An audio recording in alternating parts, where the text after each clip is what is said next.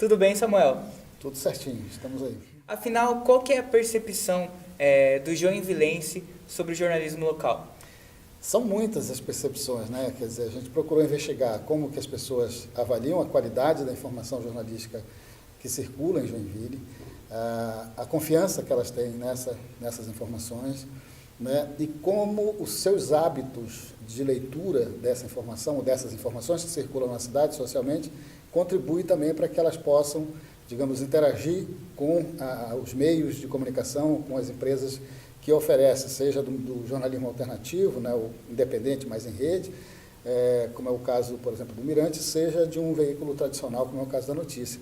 Então, são inúmeras as percepções que a gente vai poder explorar mais, né, ao longo desse último período da pesquisa, que é a divulgação do resultado. O resultado vai para a página da pesquisa GPS-JOR, né, que é governança, participação e sustentabilidade para um jornalismo de novo tipo, onde a gente está investigando essas relações do jornalismo com todos os seus públicos. Por isso que a gente ouviu não só as pessoas que consomem informação jornalística, mas também anunciantes, pessoas que em algum momento geriram projetos de organizações privadas, né, de jornalismo, anunciantes que estão, né, tentando achar um caminho também para os seus negócios e tal, nesse novo mercado, nessa nova quadra do jornalismo. Então, por exemplo, uma coisa a destacar, hoje, 60% dos joinvilenses já acessam informação jornalística pelo smartphone, pelo celular.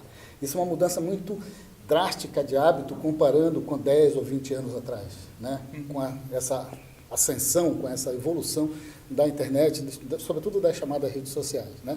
Há uma maioria muito confortável que confia nos veículos, né? Então, seja porque 85% das pessoas que são informadas, né, pelas empresas de comunicação, pelas empresas de jornalismo de Joinville, tem como referência apenas duas empresas, né, a NSC e a RIC. Então, 85% na mão de duas empresas não é um indicador bom, não é um negócio legal. Então, põe fora, né, são apenas alguns dados.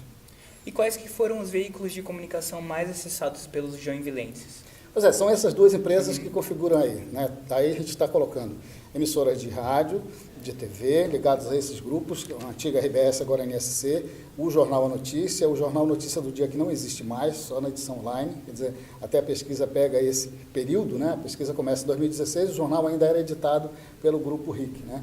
Agora ele, em papel, não existe mais, né? A Notícia também tem uma longa transição desde 2006, quando é vendida para o Grupo RBS, era o maior jornal do Estado, circulava, né, em nível estadual, com mais de 120 pessoas na redação, e hoje é um grupo restrito de profissionais, que não chega a 20, na casa aí, talvez dos 17, 15, e que trabalham junto à emissora de TV local do NSC. Então, o mercado de notícias em Joinville mudou muito drasticamente nesses últimos 3 anos, que coincide com o período da nossa pesquisa, 2016, 17 e 18. De acordo com a visão do público joinvilense, quais que são os aspectos que o jornalismo local deveria melhorar? Principalmente abrir espaços de participação para o público. Quando a gente fez essa pergunta, mais de 70% do público, mesmo se dizendo satisfeito com a qualidade da informação oferecida, reclamou, mais de 70%, 71% para ser exato, reclamou que precisava ter mais espaço, que as empresas deveriam oferecer mais espaço, seja para sugestão de pauta, seja para interação mais positiva do público. Também é uma crítica sobre as pautas, elas deveriam cobrir mais comunidade, minorias, a temática social, a temática ambiental. Então, tem algumas temáticas que as pessoas reclamaram e indicaram que não são frequentes nas pautas, nas coberturas, digamos, cotidianas dos meios de comunicação em Joinville, né? Então, eu acho que esse aspecto da interação é o aspecto mais sensível. A gente percebe no Brasil que tem muita escassez por dinheiro para as bolsas de pesquisa. Qual que é a sua opinião sobre isso? Eu penso que nós estamos diante de um governo de destruição nacional, para ser absolutamente claro e transparente com o público da revista. E destruir, ou obstruir, ou obstaculizar, ou criar dificuldade, ou cortar 800 milhões de reais em bolsa de pós-graduação, indistintamente, de maneira indiscriminada no país todo, a começar, se a gente pegar uma referência, o Instituto de Ciências da USP reúne hoje a nota máxima na CAPES, né? É o programa mais bem qualificado do país, e tinha acabado de fazer uma seleção, né? Onde 38 pesquisadores, 2 em pós-doutorado, 19 em doutorado e 17 em mestrado, foram aprovados para começar ou continuar seus projetos de pesquisa. Não estou falando de biotecnologia, não estou falando de tecnologia de ponta, né? Não estou falando, né, de pesquisas que eventualmente não tenham, né, a relação com o interesse público, isso, aquilo. Não, nós estamos falando de um centro. Estou dando esse exemplo porque eles foram, digamos, atropelados por essa decisão. Então, são 38 pesquisadores de ponta que vão fazer o quê?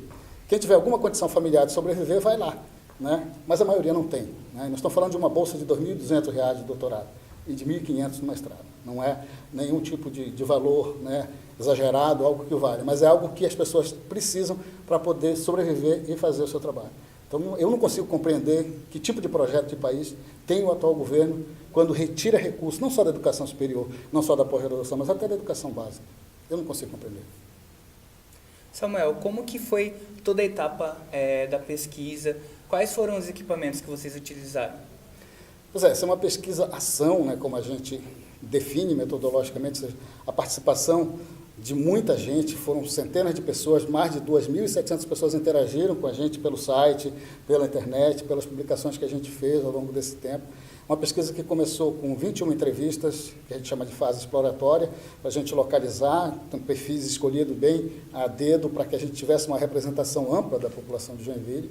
Depois a gente fez uma pesquisa tradicional, em papel, em residência, em domicílio, né, mais ou menos nos moldes que o IBOP faz na época de eleição aqui na cidade, ou seja, a representação da população em relação à idade, renda, local de moradia, são 543 respostas aí, ou seja, você tem uma representação estatística da população de Joinville.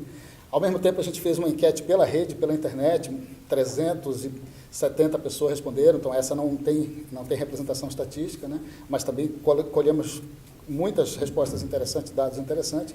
Depois a gente avançou para uma série de grupos de estudo para estudar a dimensão editorial do jornalismo, a dimensão da sustentabilidade financeira, a dimensão do engajamento e da mobilização e modelos de gestão, que a gente pensou isso de uma maneira integrada, né? Não ficamos apenas atrás de, tem um problema, crise de sustentação, um modelo de negócio. Não, não é só isso. Há uma crise de relação entre o jornalismo como mediador da sociedade, como um espaço de produção de conhecimento, e o público, aliás, e os públicos, né, que se relacionam com ele, não é só o público leitor, o ouvinte, o telespectador, o internauta, mas um conjunto de públicos que tem relação com o jornalismo, né, de interlocutores, anunciantes, enfim, uma série de sujeitos, né, sociais que se relacionam com o jornalismo. E a última etapa dessa pesquisa foram 23 entrevistas, que a gente chama de entrevista de qualidade, entrevista em profundidade, realizadas com diferentes especialistas nessas 4 dimensões, a editorial, ou seja, pensar conteúdos, pensar, né, o engajamento, circulação, mobilização, como isso é dado hoje pelas redes, né, modelos de gestão, então a gente foi ouvir ex-diretores, executivos e tal, o pessoal que em algum momento, né, ocupou esses postos de direção das empresas aqui em Joinville também, e por último, a questão da sustentabilidade financeira, né, para investigar justamente que tipo, né, de caminho se tem. É um só caminho, é 2, é 3, é publicidade velha, antiga como era feita nos jornais impressos, ou tem outros caminhos, né? Então, a gente, no caso da sustentabilidade, acabou enxergando que tem vários outros caminhos que estão sendo mobilizados por projetos que só existem na internet hoje, por exemplo, o Nexo Jornal, e é um projeto superavitário, que se mantém há muitos anos, só com assinatura. Então, né, a pesquisa deu conta dessas dimensões todas até chegar a um determinado resultado, que é apenas um começo de um trabalho que a gente espera continuar. E o GPS Jorge já tem outros desafios? Então, a etapa 2 pode ser realizada em Florianópolis. Está dependendo agora do desdobramento dessa crise em relação à Universidade Federal de Santa Catarina, porque a gente pretendia fazer, né, uma espécie de incubadora na universidade, né, para desenvolver a parte prática do projeto, né? Porque a pesquisação envolve, você produz o conhecimento e vai depois testar se esse conhecimento, né, responde ou não responde a questão, né, de como fazer, de como produzir jornalismo de qualidade com a internet, sem fins de lucro, mas com sustentabilidade, com recursos circulando. Ou seja, as pessoas sendo pagas, remunerados, profissionais sendo pagos e remunerados para fazer o seu trabalho. Muito obrigado, viu, Samuel? Valeu, sucesso.